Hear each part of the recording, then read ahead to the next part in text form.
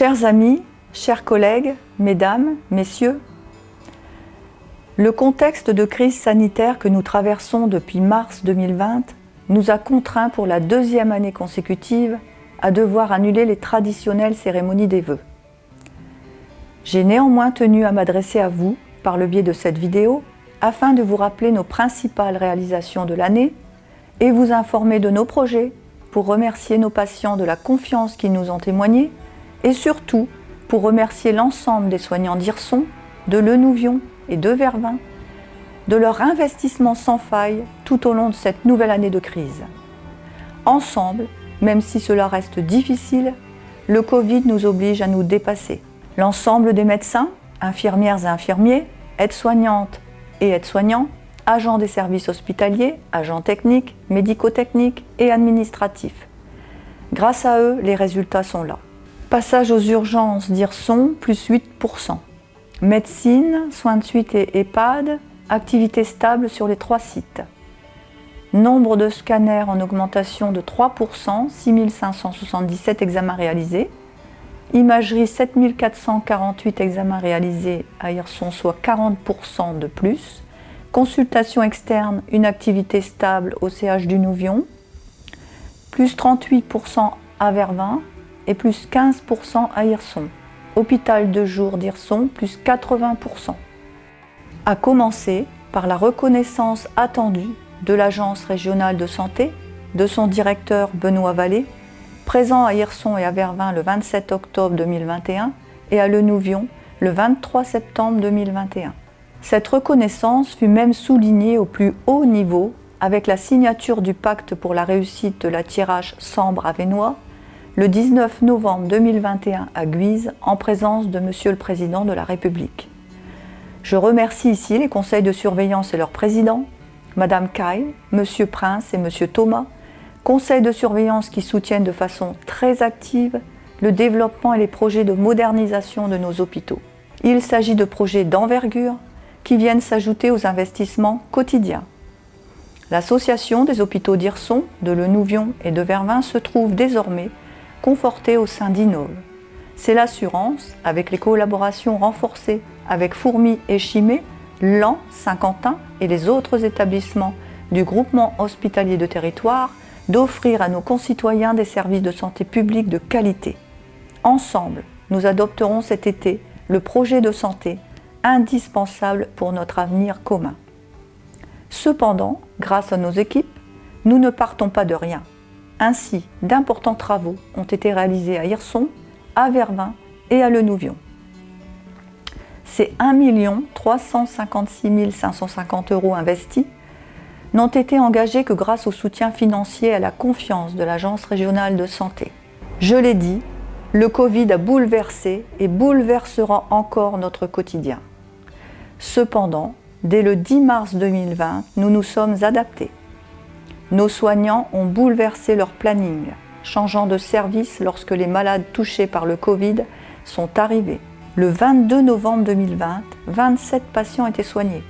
Le 25 novembre 2021, ils étaient encore 22 dans l'aile Covid, entourés d'hommes et de femmes qui ont beaucoup sacrifié pour que notre service public de santé les prenne en charge.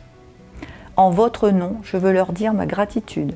Oui, nous avons dû nous adapter pour également poursuivre nos missions quotidiennes dans les services des urgences, de médecine et de soins de suite et de réadaptation et de soins à domicile. Nos EHPAD se sont également adaptés, de même que tous les services supports. Les résultats sont là. Pour faire face, nos 3 hôpitaux ont embauché 110 agents, 44 à Hirson, 32 au Nouvion et 34 à Vervins. En ce début 2022, nous sommes évidemment tournés vers l'avenir. Celui de nos hiérarchiens, évidemment, mais également de nous soignants, de chacune et chacun d'entre vous, pour l'avenir commun de nos 3 hôpitaux. Je voulais annoncer, le pacte pour la réussite de la tirage Sambre-Avesnois marque une avancée considérable. Il nous faudra cependant être au rendez-vous, éviter les erreurs du passé, dépasser nos égos et travailler ensemble. C'est notre feuille de route. Nos projets futurs, 2022 verra donc la relance des investissements en même temps que la constitution de nouveaux pôles de santé au sein de chaque structure en lien avec le projet médical. Nos établissements ont répondu en décembre dernier à l'appel à projet de l'Agence régionale de santé relatif à la relance de l'investissement dans le cadre du Ségur de la santé. D'importantes opérations de restructuration ont donc été proposées pour un total de 20 500 000 €, sans oublier l'indispensable travail d'humanisation à mener au sein de nos EHPAD afin de proposer une offre d'hébergement plus conforme aux attentes qui sont celles de nos futurs résidents. Il s'agit de projets d'envergure qui permettraient, s'ils sont acceptés, une remise en conformité des sites tenant compte notamment des problématiques de développement durable.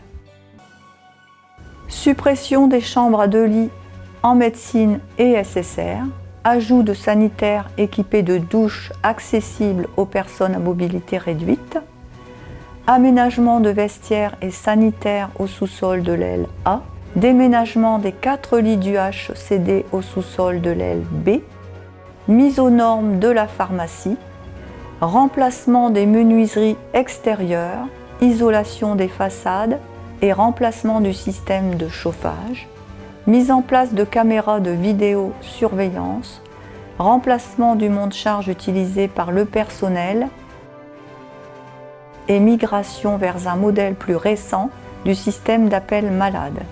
Création de nouveaux parkings et installation de bornes de charge pour véhicules électriques.